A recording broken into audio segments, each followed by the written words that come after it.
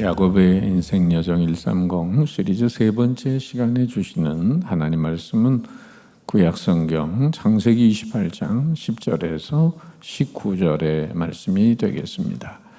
구약성경 제41면이 되겠습니다. 구약성경 41면 창세기 28장 10절에서 19절 말씀을 봉독할 때 살아계신 하나님의 음성을 들으실 수 있기를 바랍니다.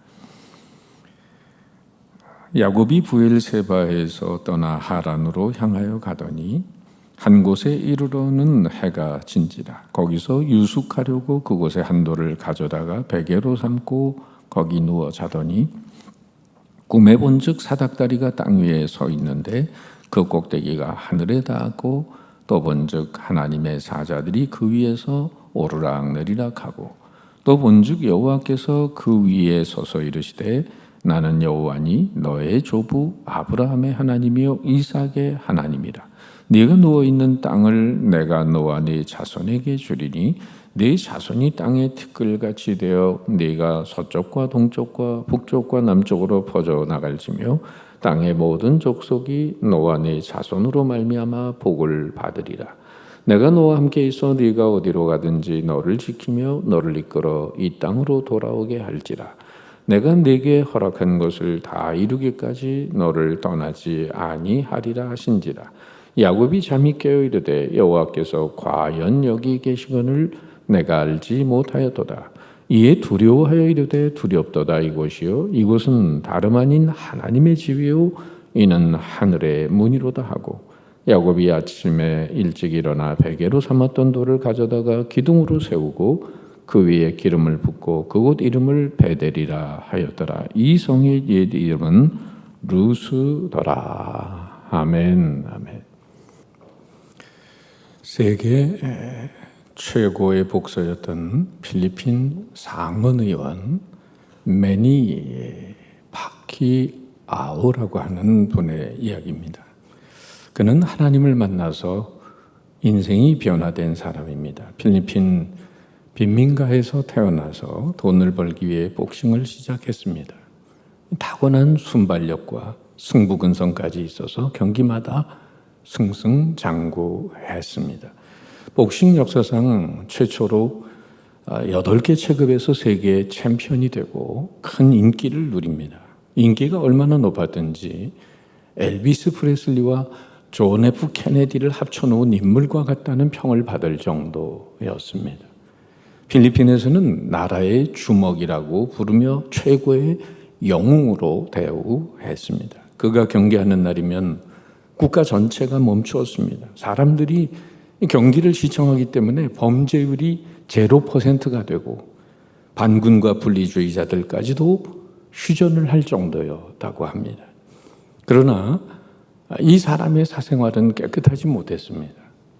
술과 도박에 중독이 되었고 성적으로 문란한 삶을 살았습니다. 그러던 어느 날 꿈속에서 사랑하는 아들아, 왜 나를 떠나려고 하는 거냐? 왜 내게서 멀어지느냐라고 하는 하나님의 음성을 들었습니다. 그는 잠자리에서 일어나 무릎을 꿇고 회개했습니다. 이후 삶이 완전히 달라졌습니다. 자기가 소유하고 있던 카지노와 술집들을 모두 정리했습니다. 성경 대사가 돼서 성경을 사람들에게 읽도록 권하고 간증 집회를 하게 됩니다. 그리고 가난한 사람들의 주목이라는 구호 아래 복싱 선수에서 그는 어려운 사람들을 대면하는 정치가로 변신을 하게 됩니다. 2010년 필리핀 하원의원에 당선이 돼서 재선에 성공했고 상원의원에도 당선이 되었습니다. 하나님을 만난 뒤 재정 운영 방법도 달라졌습니다. 자신의 쾌락을 위해 사용하던 돈을 가난하고 어려운 이웃을 위해 나누어주기 시작했습니다. 2013년 필리핀 태풍 피해자들을 위해 경기 대전요 200억 전액을 기부했고 2015년 세계가 주목한 메이웨더와의 대결에서 받은 대전료 절반 600억 원을 사회복지기관에 기부했습니다. 올해 42살 매니 파키아오는 복싱 선수로 세계적인 복싱 선수로 또 필리핀의 정치가로 심지어 대통령을 꿈꾸고 있는 그는 자신의 성공에 대해서 이렇게 고백을 했습니다. 하나님께서 보잘것없었던 존재를 의미 있는 존재로 만들어 주셨습니다. 거기에는 분명한 목적이 있는데 그것은 저를 위한 것이 아니라 하나님을 위한 것입니다. 사람들에게 제 신앙과 영생을 말하는 것은 제 팬들은 물론 저를 바라보는 사람들이 소망을 가질 수 있게 하기 위해서입니다. 제 삶에서 최고의 일은 하나님을 만났다는 사실입니다. 여러분, 오늘 본문은 이처럼 하나님을 만나면 인생 누구도 하나님을 변화를 경험할 수 있고 놀라운 인생을 살 수 있다는 것을 그는 보여주었어요. 오늘 본문에서 야곱이 하나님을 만난 베델의 사건을 기록하고 있습니다. 이삭이 죽기 전에 장자에게 축복하려고 한 사실을 안 리브가는 계획을 세웁니다. 염소털을 야곱의 팔에 붙여서 눈이 어두운 이삭을 속여서 축복을 받게 했습니다. 장자의 축복을 빼앗긴 에서는 분노하며 야곱을 죽이려고 했습니다. 이를 눈치챈 리브가는 멀리 있는 야곱을 삼촌 라반이 있는 900km 떨어진 하란으로 도주를 시키게 합니다. 그래서 야곱은 그의 형을 피하여 불안한 도피길에 나설 수밖에 없었습니다. 졸지에 부모와 형과 고향을 등지고 도피 생활을 하게 된 야곱은 세상의 모든 것을 다 잃어버린 사람처럼 보였습니다. 그런데 그것이 오히려 야곱에게 전화위복이 됩니다. 그의 인생이 가장 절망적이었을 때 하나님의 전적인 은혜가 임하는 것입니다. 인간의 불안한 도피와 하나님의 전적인 은혜, 이것이 오늘 우리들에게 주시는 소망의 메시지입니다. 오늘 본문을 통해서 깨닫는 첫 번째 진리가 있습니다. 그것은 인생의 일몰은 하나님을 만나는 기회가 된다는 것입니다. 11절 말씀을 보세요. 한 곳에 이르러는 해가 진지라. 거기서 유숙하려고 한 곳에 한도를 가져다가 베개로 삼고 거기 누워 자더니 야곱이 길을 떠나서 하란으로 향해 가다가 해가 저물자 루스라는 곳에서 잠을 청하게 되었습니다. 무방비 상태에서 잠을 자게 됩니다. 지금 맹수가 달려들어도 그는 어떻게 할 재간이 없습니다. 에서가 쫓아와서 죽이려고 해도 막을 수 없는 처지입니다. 이때 야곱의 마음은 얼마나 불안하고 두려워하고 처량했을까 하는 생각이 듭니다. 내가 어쩌다가 이런 꼴이 됐나? 부모님 집에서 편하게 지내던 내가 지금 왜 이렇게 됐나? 앞으로 내 삶이 과연 어떻게 되겠는가? 이런 식으로 외삼촌의 집에 무사히 도착할 수 있겠는가? 혹시 거기 가서도 제대로 살 수나 있고 장가나 갈 수가 있겠고 내 삶에 정말 미래가 있을까? 이런 수많은 생각들이 그의 머릿속을 스쳐 지나갔습니다. 그러면서 하나님은 과연 어디 계시는 건가 하는 의심이 들었습니다. 분명히 할아버지와 아버지를 보면 하나님이 계신 것 같긴 한데 그 부모님이 할아버지가 믿었던 하나님은 도대체 어디 계신 건가? 왜 나에게는 나타나지 아니하시는 건가? 야곱은 그토록 복을 받고 싶어서 엄청난 노력을 기울이고 흥정도 하고 사기도 치고 그랬는데 하나님이 막상 어디 계신지는 알지 못했습니다. 그는 하나님의 복을 받는 믿음의 길로 가려고 하다가 망했다는 그런 생각밖에는 들 수 없는 상황입니다. 그런데 바로 그때 그 자리에서 하늘이 열리면서 하나님께서 야곱을 만나 주신 것입니다. 낯선 땅에서 밤을 지내게 된 그는 돌을 가져다가 베개로 삼고 누워 잠을 청했습니다. 그런데 그 꿈속에서 하나님의 사닥다리 환상을 보게 됩니다. 땅에서 하늘로 닿는 사닥다리에는 하나님의 천사들이 오르락내리락 하고 있었습니다. 12절 말씀. 꿈에 본즉 사닥다리가 땅 위에 서 있는데 그 꼭대기가 하늘에 닿았고 또 본즉 하나님의 사자들이 그 위에서 오르락내리락 하고, 여러분, 하루에도 해가 질 때가 있듯이 인생에도 일몰의 시간이 찾아올 때가 있습니다. 불안한 도피자 야곱에게 해가 진 것은 인생의 일몰과도 같았을 것입니다. 그런데 그가 해가 질 때, 그 인생의 일몰이 닥쳐왔을 때 바로 그 한적한 곳에서, 오히려 거룩한 곳에서 하나님을 만나게 됩니다. 하나님의 사닥다리 환상을 보게 되었고 불확실한 미래에 대한 희망과 용기를 가지게 되었어요. 실상 야곱은 지금까지 자기의 미래와 운명을 개척해 보려고 스스로 애쓰는 삶을 살았습니다. 그러나 하나님의 복은 그렇게 야곱이 흥정하고 딜하고 속이고 노력했을 때 찾아온 것이 아니었어요. 집을 떠나서 오히려 어머님의 품을 떠나 들판에서 초라하게 불안하게 잠들어 있을 때 하나님의 은혜가 임했다는 사실입니다. 왜 하나님은 이토록 야곱이 외롭고 힘들게 돼서야 야곱을 만나주시는 걸까? 왜 진작 나타나서 에서에게 너는 잘못됐다라고 말하고 야곱에게 너는 옳다라고 그렇게 말씀하시며 보호해 주지 않으셨을까? 왜 이렇게 실패하고 도망가는 처량한 신세가 되어서야 만나주시는 걸까요? 지금이야말로 그것은 야곱이 진정으로 하나님을 만날 수 있는 마음의 준비가 되었기 때문입니다.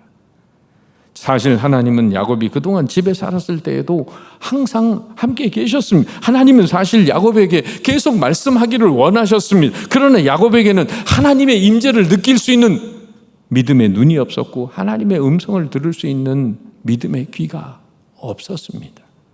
하나님은 늘 자기와 함께 있었지만은 야곱은 그것을 전혀 깨닫지 못했습니다. 우리 하나님은 당신의 자녀들에게 복 주시기를 원하시는 하나님이십니다. 믿으십니까? 정말 그렇습니다. 하나님은 우리가 잘 되길 원하시지 우리가 무너지는 인생이 되기를 원하지 않으세요. 그런데 하나님의 복은 우리가 열심히 해서 얻어지는 것이 아닙니다. 우리가 열심히 해서 하나님의 복을 받고 은혜를 받고 산다면 그것은 은혜가 아니라 대가죠. 어떻게 하면 복을 받을 수 있습니까? 하나님이 주셔야 복을 받습니다. 언제 복을 받습니까? 사실 하나님은 항상 우리에게 복을 내려주고 계십니다. 지금도 주고 계세요. 그런데 그것을 우리가 받지 못할 뿐입니다. 언제 복을 받습니까? 그냥은 안 되는 거예요. 그동안 내가 추구하던 방식을 버릴 때, 참 모습을 가리고 있는 인생의 가면들을 벗어버릴 때, 주님 앞에 진실하고 참다운 마음으로, 간절한 마음으로 나오게 될 때 하나님은 그때 만나주시고 그때 복을 주시는 것입니다. 사실은 복을 그때 주시는 게 아니라 이미 주고 계신데 그때야 비로소 그것을 깨닫고 자신이 누리게 된다는 사실입니다.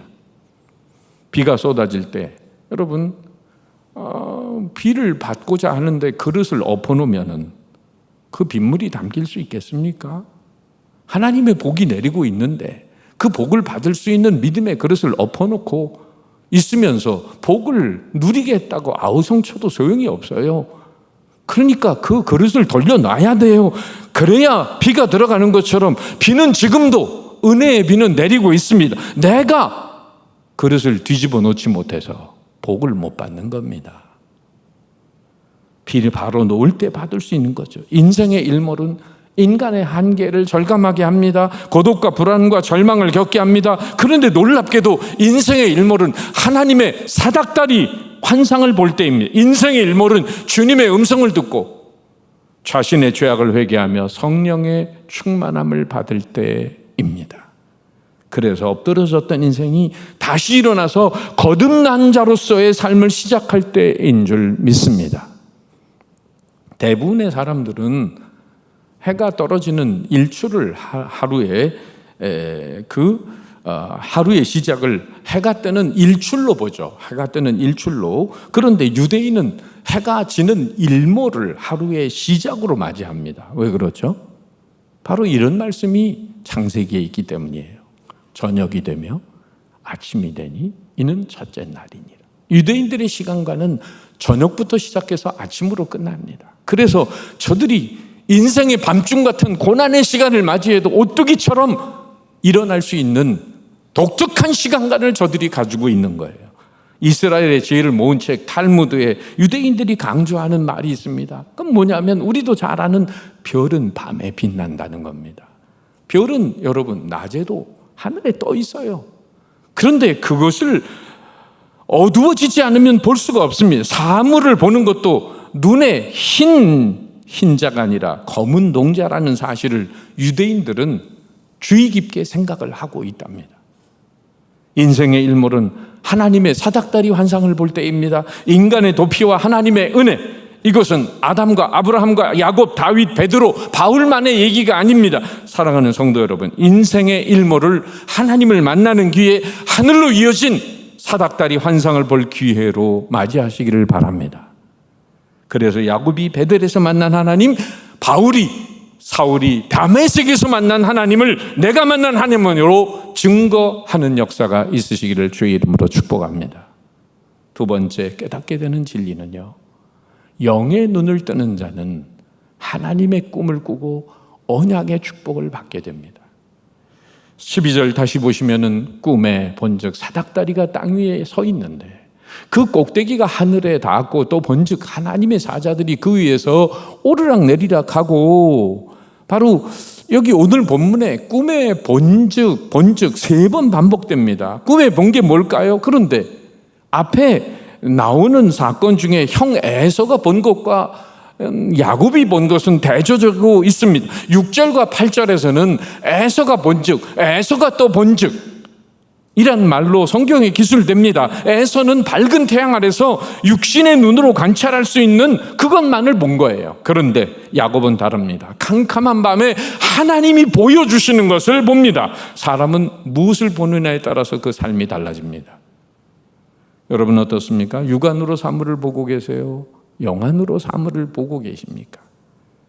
12절 상반절을 다시 읽어봅니다. 꿈에 본즉 사닥다리가 땅 위에 섰는데 그 꼭대기가 하늘에 닿았고, 우리 주님 예수 그리스도만이 인류를 구원하는 유일한 길이요 희망이요 하늘로 가는 유일한 사닥다리가 된다는 것입니다. 하나님의 구원은 인간적인 방법을 버리고 이제 하나님만을 바라보겠다는 사람들에게 임하고 있는 것입니다. 야곱은 그날 밤 꿈을 꾸는데 계단이 땅에서부터 하늘까지 다 있는 꿈이었어요. 천사가 층계를 오르락 내리락 하고 있고 주님이 그 위에 서서 말씀하십니다. 이건 보통 꿈이 아닙니다. 항상 꾸는 꿈이 아니에요. 하나님이 주시는 특별한 꿈, 특별한 계시, 하나님의 메시지가 담긴 꿈입니다. 13절, 14절입니다. 또 본즉 여호와께서 그 위에 서서 이르시되 나는 여호와니 너의 조부 아브라함의 하나님이요 이삭의 하나님이라. 네가 누워 있는 땅을 내가 너와 네 자손에게 주리니 네 자손이 땅에 티끌같이 되어 네가 서쪽과 동쪽과 북쪽과 남쪽으로 퍼져갈지며 땅의 모든 족속이 너와 네 자손으로 말미암아 복을 받으리라. 주님은 자신을 여호와라고 하시면서 아브라함의 하나님, 이삭의 하나님이라고 하셨습니다. 그리고 야곱에게 놀라운 약속을 주시는데 모두 7가지 축복을 내려주십니다. 먼저 3가지가 앞에 나와 있죠. 첫째, 네가 누워있는 땅을 너와 네 자손에게 주겠다. 둘째, 너의 자손이 땅의 티끌처럼 많아져서 동서남북 사방으로 퍼져갈 것이다. 셋째, 땅의 모든 족속이 너와 너의 자손 때문에 복을 받을 것이다. 여기까지는 여러분 아브라함과 이삭에게 준 복과 동일합니다. 그런데 15절에 나온 내용은 4가지 축복이나 되는데 이것은 야곱에게만 주어진 새로운 약속입니다. 같이 읽어봅니다. 시작. 내가 너와 함께 있어 네가 어디로 가든지 너를 지키며 너를 이끌어 이 땅으로 돌아오게 할지라. 내가 네게 허락한 것을 다 이루기까지 너를 떠나지 아니하리라 하신지라. 이 말씀 그냥 내버려두세요. 그냥 놔둬두세요. 내가 너와 함께 있다는 축복, 그리고 어디로 가든지 너를 지켜주겠다는 축복, 다시 이 땅으로 돌아오겠다고 하는 축복, 그리고 내가 너한테 약속한 걸 다 이루기까지 너를 떠나지 않는다는 축복. 4가지의 축복을 주는 거예요. 얼마나 놀라운 약속입니까? 이 약속을 한마디로 정리하면 나는 네가 죽을 때까지 너와 함께 살겠다 라는 뜻입니다. 우리가 아는 것처럼 하나님은 자신을 계시하시면서 뭐라고 말씀하십니까? 성경 곳곳에 아브라함의 하나님, 이삭의 하나님, 야곱의 하나님. 예수님도 마태복음 22장 32절에서 그 말씀을 하시면서 아브라함, 이삭과 야곱은 지금도 살아있다. 하나님은 죽은 자의 하나님이 아니라 산 자의 하나님이라고 말씀하시면서 죽은 후에도 천국에서 하나님은 그들의 하나님이 되어주셨다고 말씀하십니다. 그런데 이 땅에서도 죽을 때까지 함께 해주시겠다고 약속하십니다. 하나님께서 야곱으로부터 진정 원하시는 것이 무엇입니까? 야곱이 이 세상에서 그저 복을 받고 떵떵거리며 살고 잘 먹고 잘 사는 걸까요? 그래서 하나님이 지금 나타나시고 야곱을 축복하시는 걸까요? 오늘 우리 인생에게 하나님이 만나주시고 우리를 축복하시는 이유는 어디에 있습니까? 잘 먹고 잘 살다가 천국 가라고요? 야곱에게 하나님이 진정 원하시는 것은 야곱과 항상 하나님이 동행하시기 때문에 그것을 깨닫고 자신도 하나님과 동행하며 하나님이 원하시는 삶을 살아드리는 것입니다. 그렇다면 오늘 하나님께서 우리에게 원하시는 건 뭘까요? 무엇이 신앙생활일까요? 무엇이 하나님을 믿는 것일까요? 일주일에 한두 번 교회에 나와서 예배 드리는 걸까요? 여러분, 조금 더 열심히 해서 새벽 기도나 수요 예배에 참여하는 것일까요? 아니면 그거에 더 보태서 좀 성경 보고 기도하는 것일까요? 하나님이 정말 원하시는 건 몇 %까지 하겠다느냐가 아닙니다. 우리가 종교적인 활동을 할 때만 하나님 찾고 나머지는 내가 다 알아서 하는 게 아니라 24시간 하나님과 늘 함께 하는 것, 우리가 늘 하나님과 함께 동행하는 삶, 하나님과 교제하는 삶을 원하고 계십니다. 우리가 교회 나오거나 성경 읽을 때만 크리스찬이고 기도할 때만 크리스찬이고 다른 것 할 때는 내 방식과 내 생각과 내 고집대로 하는 게 아니라 언제 어디에 있든지 변함없이 하나님의 사람으로 거룩하게 사는 것을 말합니다. 우리가 교회에 있을 때나 영적인 일을 할 때만 크리스찬이 아니라 언제 어디에 있든지 바로 그곳에도 하나님이 계시기 때문에 하나님의 임재를 깨닫고 주님과 동행하는 삶을 살기를 원하십니다. 사도 바울은 로마서 12장 1절에서 이런 권면을 합니다. 너희 몸을 하나님이 기뻐하시는 거룩한 산 제물로 드리라. 이는 너희의 드릴 영적 예배니라. 우리 몸으로 하나님을 기쁘게 하는 모든 것이 예배라고 말씀합니다. 바로 하나님은 그것을 원하십니다. 내가 있는 그곳이 하나님의 보좌며 예배의 처소임을 깨닫고 늘 하나님 앞에서 살아가는 것입니다. 그것을 라틴어로 우리가 잘 아는 대로 코람 데오, 그 뜻은 하나님 앞에 있다는 뜻입니다. 교회에 나와서 몇 시간을 보냈느냐, 얼마나 종교적인 시간 속에 우리가 들어있느냐, 여러분 그걸 가지고 우리의 믿음을 측정하시는 게 아닙니다. 어디 있든지 우리는 하나님 앞에 있습니다.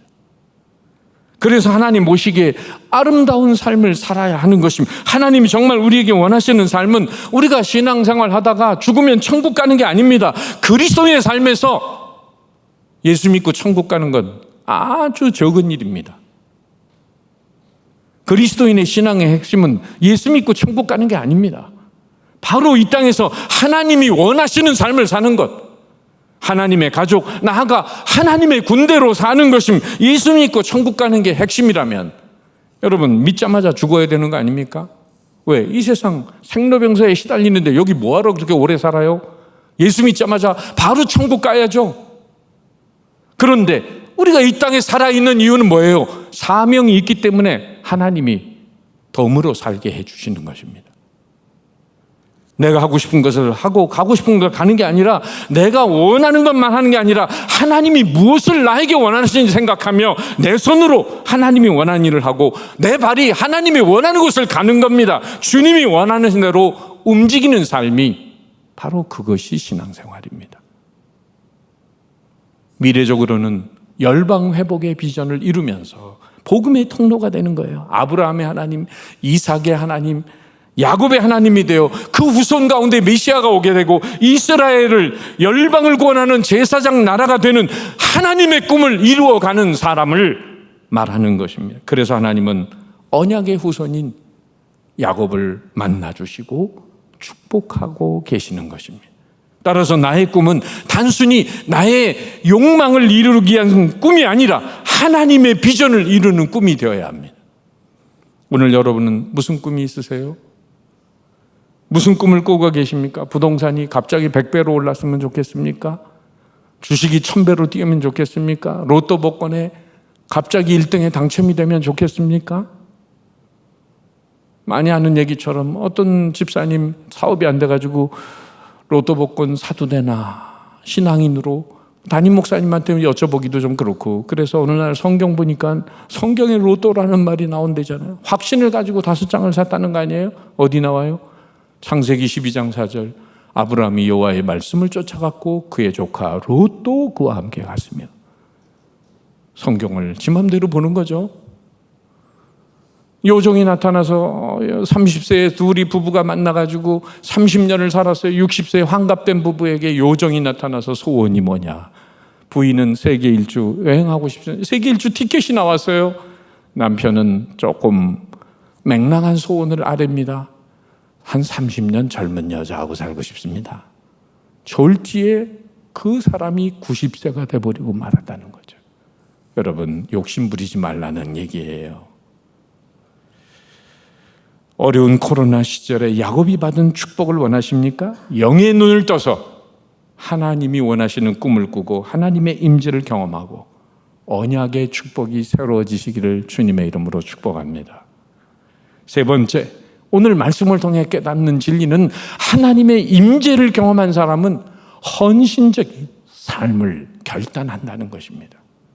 16절, 17절 말씀입니다. 야곱이 잠이 깨어 이르되 여호와께서 과연 여기 계시거늘 내가 알지 못하였도다. 이에 두려워하여 이르되 두렵도다. 이곳이요 이곳은 다름 아닌 하나님의 집이요 하늘의 문이로다 하고, 하나님께서 꿈에 생생하게 나타나셔서 축복을 약속해 주시니까 야곱이 두려움을 느끼게 됩니다. 이 두려움은 공포가 아니라 사실은 경외심이었습니다. 존경과 존중의 마음이었습니다. 정말로 하나님이 하나님 되심을 진심으로 느끼는 겁니다. 야곱이 이전에 아무리 자기가 흥정을 하고 속이고 애를 써도 하나님을 이렇게 생생하게 만난 적이 없습니다. 오히려 거기서 하나님을 느끼지 못했어요.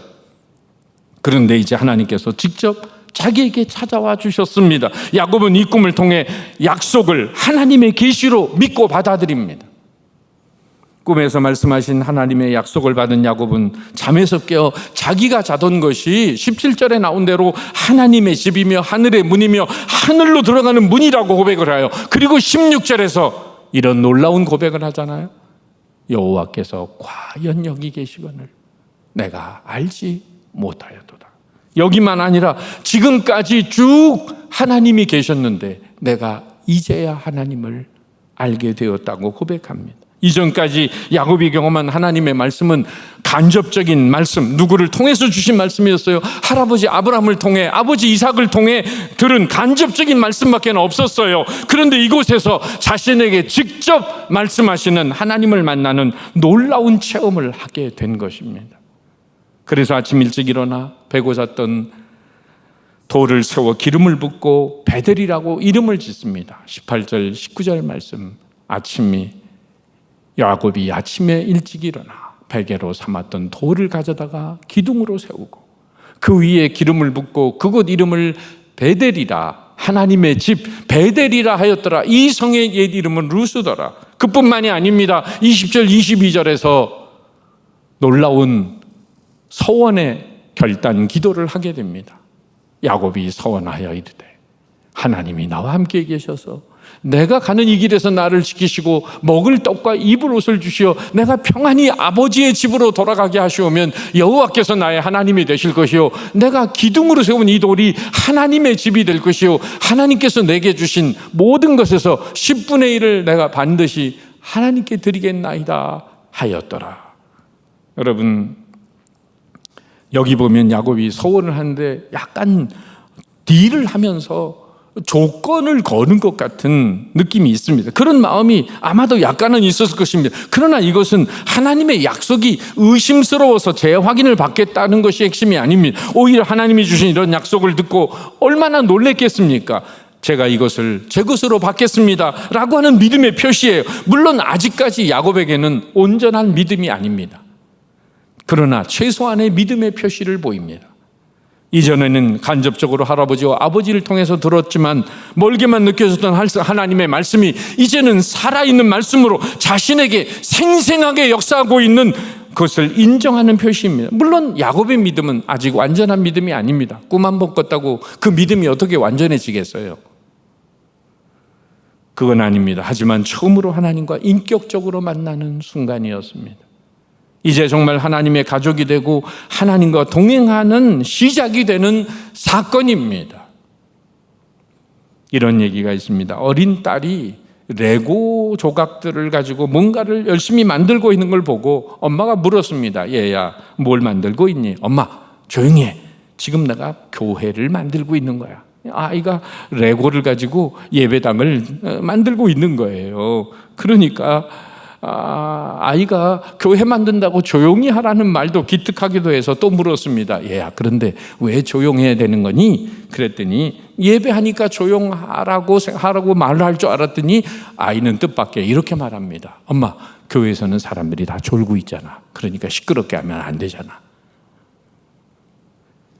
혹시 하나님의 말씀을 듣기는 듣지만 별 감흥이 없으십니까?